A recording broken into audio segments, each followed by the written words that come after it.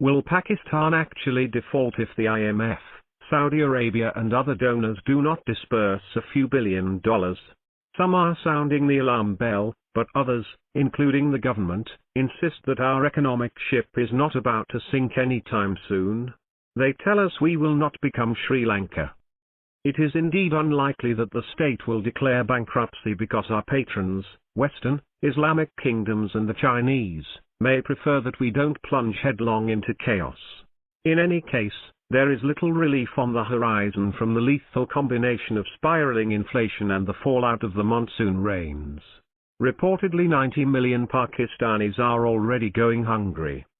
But still we are supposed to be reassured that it won't get as bad as Sri Lanka. In making such rhetorical statements, the political and intellectual mainstream is deliberately glossing over another defining feature of Pakistan's social and political life that resembles Sri Lanka. Like that island country, Pakistan too is an ethnically majoritarian state which continues to treat its peripheral ethnic nations like colonial subjects. Since the British left what was then called Ceylon in 1948, the Tamil minority in Sri Lanka has faced systematic and systemic racism at the hands of the Sinhalese majority. The protests against the Rajapaksas were triggered by the current economic situation.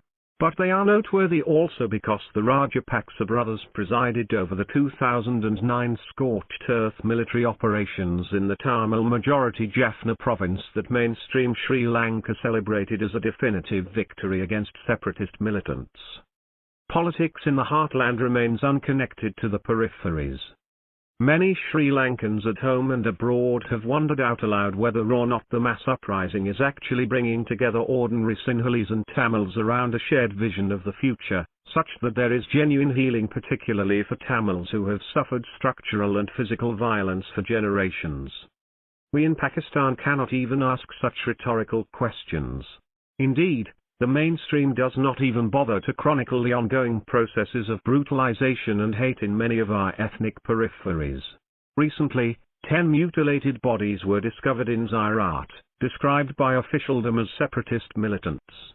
When families of missing persons identified some of the dead and gathered in Quetta to peacefully demand a judicial investigation, they were baton charged and tear-gassed. The situation of the Balak is in and of itself sufficient evidence that the khaki arbiters of Pakistan's structure of power long ago defaulted on the idea of an inclusive political, economic and cultural project.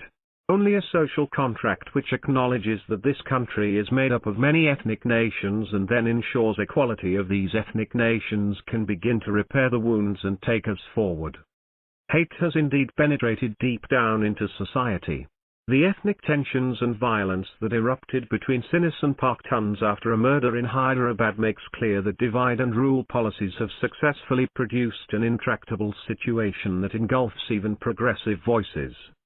It is old news that our mainstream parties are not up to the task of an alternative vision for Pakistan.